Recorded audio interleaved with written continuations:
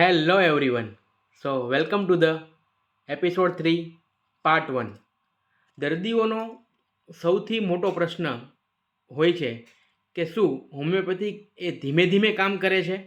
શું હોમિયોપેથિક બહુ જ લાંબો ટાઈમ લેવો પડે અને પછી એની અસર દેખાય છે? તો આનો જવાબ છે ના. આ એક ગેરમાન્યતા છે. હોમિયોપેથિક એ ધીમી નથી કામ કરતી. હોમિયોપેથિક એ ફાસ્ટ કામ કરે છે. અને હોમિયોપેથિક દવાઓ છે એ એવી ગેરમાન્યતા છે કે ટૂંકા ગાળાની બીમારી જેવી કે તાવ, શરદી, ઉધરસ, ડાયરિયામાં ન લઈ શકાય. એ જૂની બીમારીમાં જ લઈ શકાય. હવે જો તમે કમ્પેર કરો તો આપણને તાવ, શરદી, ઉધરસ કે ડાયરિયા થતા હશે તો નોર્મલી આપણે એલોપેથિક દવા કે વિલાયતી દવાઓ 2 દિવસ, 3 દિવસ કે 5 દિવસનો કોર્સ કરતા હશું, જેની અંદર એન્ટીબાયોટિક અથવા તો એન્ટીવાયરલ આપણે લેતા હશું. તો જે રીતે એ દવાઓ કામ કરે છે અને મટાડે છે, એ જ રીતે આ દવાઓ પણ એટલા સમયગાળા માટે લેવામાં આવે તો એટલા જ સમયમાં મટાડે છે. માટે આ દવાઓ કઈ રીતે એવું કહી શકાય કે બહુ ધીમી અસર કરે છે? હવે વાત રહી જૂની બીમારીઓની. તો જે લોકોને વર્ષોથી તકલીફો છે, જેઓને 5, 10, 15 વર્ષથી તકલીફો છે, જે અમુક બીમારીઓ તો એવું છે કે જેના માટે દર્દીઓને કાયમિક દવા લેવી પડતી હોય અથવા તો જેની દવાઓ જ એમને લાઈફ ટાઈમ ખાવાની હોય, એવી બીમારી હોમિયોપેથિક પરમેનન્ટ ઇલાજ કરે છે. તો એક બાજુ છે કે જે કાયમિક દવા લેવાની છે અને એક બાજુ છે કે ટૂંકા સમયગાળા માટે દવા લઈને એ વસ્તુ રૂટમાંથી મટી જવાનું છે. તો હોમિયોપેથિક ધીમી અસર કરે છે એવું કઈ રીતે કહી શકાય? તો હોમિયોપેથિક એ ધીમી સિસ્ટમ નથી, એ બહુ જ ઝડપથી કામ કરે છે. અને એવું નથી હોતું કે દવા લ્યો એટલે તમારે 8-12 મહિના લેવી પડે અને પછી રિઝલ્ટ દેખાય. જનરલી હોમિયોપેથિક દવા, જેમ મેં વાત કરી અગાઉ, એ રીતે તાસીર સમજીને અને દર્દીની પ્રકૃતિ સમજીને આપવામાં આવે તો મોટાભાગના કેસીસમાં 15 દિવસ, મહિનાની અંદર ફરક દેખાય જ છે. અને એ ફરક વર્તાય અને દર્દીને ધીરે ધીરેના જે લક્ષણો છે, જે તકલીફો છે, ઓછી થતી જાય. એટલે રિઝલ્ટ તો તુરંત જ જોવા મળે છે જૂની બીમારીઓમાં પણ. પરંતુ જે ટાઈમિંગ છે, સાવ મટવા માટેનો ટાઈમિંગ છે કે તમે 6 મહિના, 8 મહિના, 12 મહિના લ્યો એટલે બીમારી કાયમ જડમૂળથી મટી જાય, પાછી ન થાય. હવે ઘણી બધી વખતે એવું હોય કે માનો કે અસ્થમાવાળા છે, કે પછી થાઇરોઇડવાળા છે, કે પછી વાળા છે. તો એક દર્દીને તકલીફ છે તો એને 6 મહિના સાવ મળતા થઈ, બીજાને 12 મહિના પણ થઈ શકે. આ જે સમયગાળો છે એ કોને કેટલા ટાઈમમાં મળશે એનો આધાર એની તાસીર, રોગપ્રતિકારક શક્તિ ઉપર ડેફિનેટલી રહેલો છે. એટલે જેટલી બીમારી લાંબી એટલું સાવ મળતા વધુ વાર લાગી શકાય એવું ડેફિનેટલી કહી શકાય. અથવા તો જેની રોગપ્રતિકારક શક્તિ નબળી એને સાવ મળતા વધુ વાર લાગી શકે. અને જેની રોગપ્રતિકારક શક્તિ સારી એને સાવ મળતા ઓલાના કમ્પેરમાં ઝડપથી મટી શકે. માટે આ એક ગેરમાન્યતા છે. હવે જે રીતે તાવ શરદીની વાત કરી એ જ રીતે જો હરસ મસાને વાળા દર્દીઓને અથવા તો કિડની સ્ટોનની અંદર પેઇનવાળા દર્દીઓને હોમિયોપેથિક આપણે આપીએ તો એનો દુખાવો છે કે જે બીજી તકલીફો છે, માનો કે કિડનીવાળાને દુખાવો થતો હોય, ઉબકા ઉલટી થતી હોય, હરસ મસામાં પણ દુખાવો, બ્લીડિંગ થતું હોય, કબજિયાત રહેતી હોય, એ તો બધું તુરંત જ વિધિન અ શોર્ટ ટાઈમ 1, 2, 3 દિવસમાં સોર્ટ આઉટ થઈ જાય અને સાવ બંધ થઈ જતું હોય છે.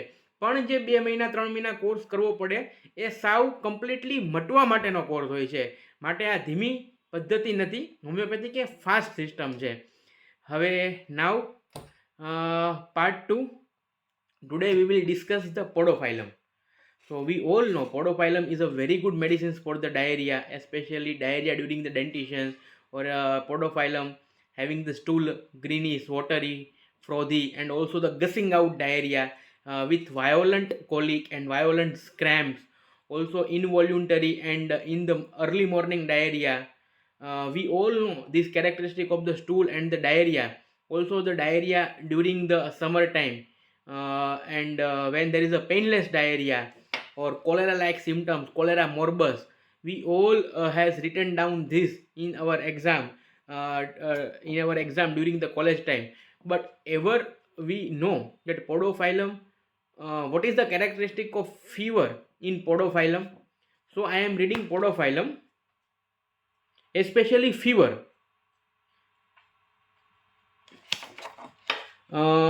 Fever paroxysm at 7 a.m. with great loquacity during chill and heat. So this is the characteristic. Patient is loquacious, means very very talkative, or delirium during the chill and heat stage.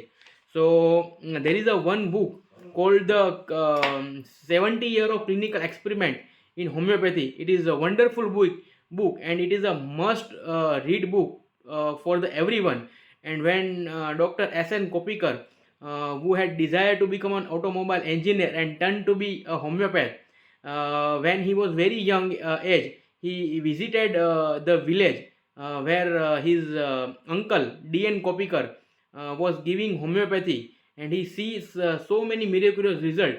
And also said in this book where he talk about a case of the Krishna, tea shopkeeper boy had a malarial fever, and he was not getting better, and he was although he was taking quinine at that time, and doctor means this Dr. S.N. Kopikar's uncle D.N. Kopikar was giving so many homeopathic medicines, but it was not much effective at that time.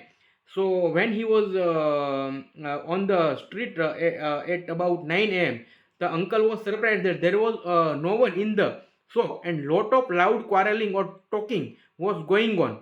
And when he saw this boy Krishna was lying on a mat, and he was so much delirium or and shivering, and means he was shivering, and he was talking loudly. So this symptom clicked to D.N. Kopikar, and he give podophyllum 200, and after the podophyllum the malarial fever never come. And then D.N. Kopikar saw the S.N. Kopikar that there is this is the keynote symptoms, that when there is a loquacity during the chill, it is the podophyllum and Teucrium marum verum. When loquacity during the heat stage, the medicine is the lachesis in the top mark. And when loquacity during the sweat or the perspiration stage, the medicine is the caladium. So that's all for today. Thank you so much.